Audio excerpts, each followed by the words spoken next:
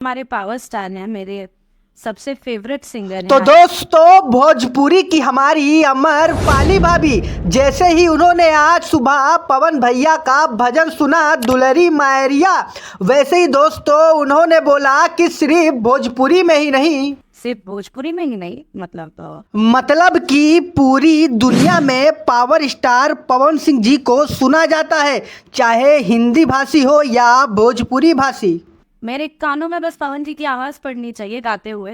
तो जी हाँ दोस्तों, मेरे कानों में बस आवाज़ पड़नी चाहिए पवन जी की, वो भी गाते हुए।